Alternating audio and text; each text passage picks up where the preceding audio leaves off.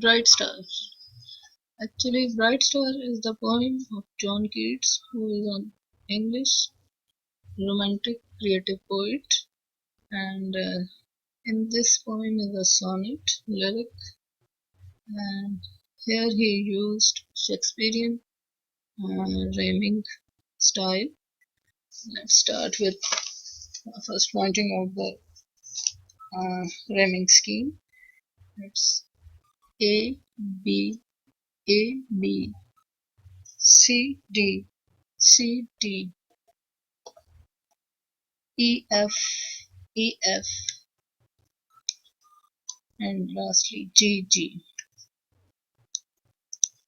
Like any sonnet, British, you can say like any English or Shakespearean sonnet, John Keats is establishing a problem in first half. In the second half, he sets up a response, and finally he comes up with a solution. Now start with a poem. Start. Bright star, would I were steadfast as thou art, not in lone splendor, hung aloft the night, not and watching. Let's start again. Bright star, would I were steadfast as thou art, not in lone splendor, hung aloft the night, and watching with eternal lips apart, like nature's patient, sleepless in mind, the moving waters of their priest-like task, pure ablution, round earth's human shores, or gazing on the new soft fallen mask of snow upon the mountains and the moors. No, still steadfast, still unchangeable, pillowed upon my fair love's quickening breast, to feel forever its soft form itself, awake for her in the sweet unrest, still to hear her tender tick and breath, and so live ever or else sown to death. Okay, now start with the symbols, meanings of this poem.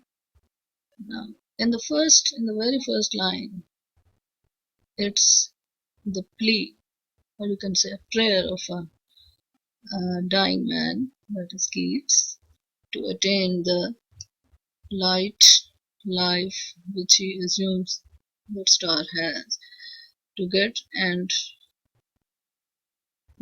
all the other qualities that are attached with star, like steadfast means constant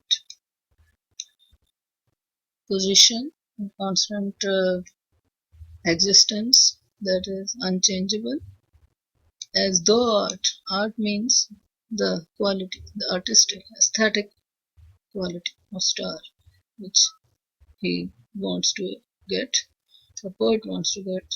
So on, but in the next lines, start that the second line, not is very important to identify. Not is the word that in which Keats is going to deny the star's lone splendor. Lone splendor means the loneliness and the isolated grandeur which stars has, but he, being a human, the poet doesn't like that splendor because he wants to communicate, to enjoy the human life, to hung aloft the night. Aloft the night means in the darkness of night, in the darkness of night, the poet is remaining alone and watching with eternal lids apart. This eternal lids apart shows the immortality and of star, that it's the star is not going to experience death. Like nature's patient, sleepless in mind. He even doesn't like the sleepless this sleepless immortality or might mortality, immortality. And sleepless refers to the restless state of star which poet doesn't want to have. Now the moving waters, and now there here he is in the next lines. The poet is going to compare the activity of stars with the inactivity, rather inactivity of the star, with the active and constructive uh, role of uh, waters of the oceans, right, or any other natural um or any other natural events that occur in the world.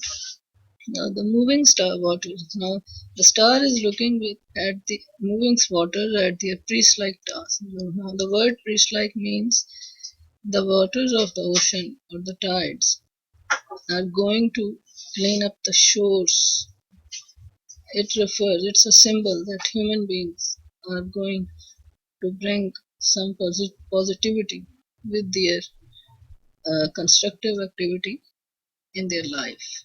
On the other hand, the moving waters, this line or gazing, look at this, or gazing on the star is only watching without doing anything on these waters, and new soft fallen mass means the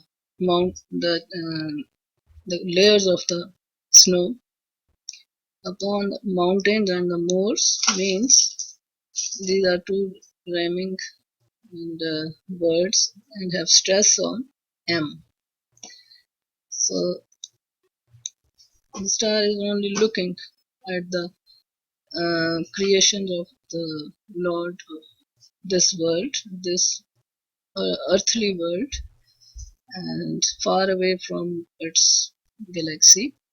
No, but no, still steadfast. Still is very important, and it's used 2 to 3 times, I assume, in this poem, and it shows the motion two meanings. It shows two angles. It is used for two angles, like for always. Still means for always, and in uh, in the same motion. You can say that steadfast again, unchangeable, constant. The star is not changing. It's timeless. You can say, but this timelessness is not in the time, but in human beings, in human world. In the other lines, next line you can see, pillowed upon my fear's love ripening breast. Now he is comparing the pleasure he experienced in his beloved company. On the other hand, star is devoid of it. My fair love, ripening breast. Ripening breast means life, love, both elements that are quite important for human beings to survive emotionally, I think, and physically as well. So, ripening breast has got much more importance.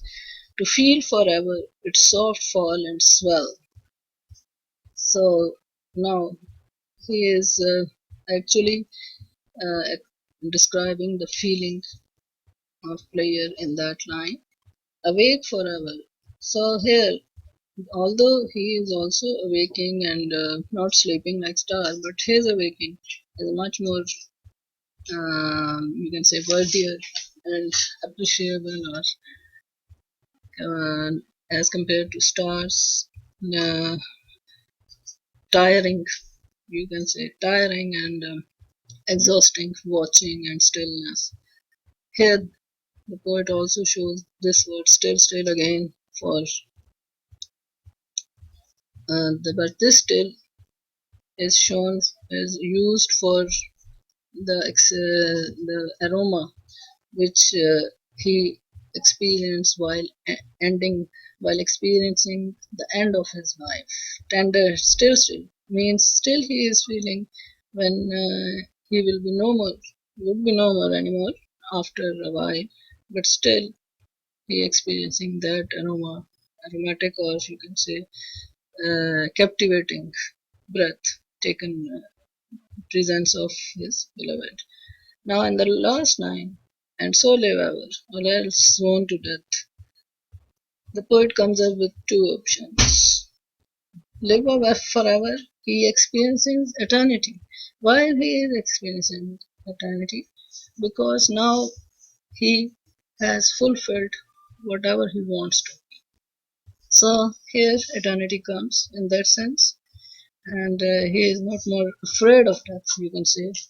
That's why he is mentioning this in the next fragment of this line, or else sworn to death. It means sworn to death, that now he is entering the realm of death, but with content.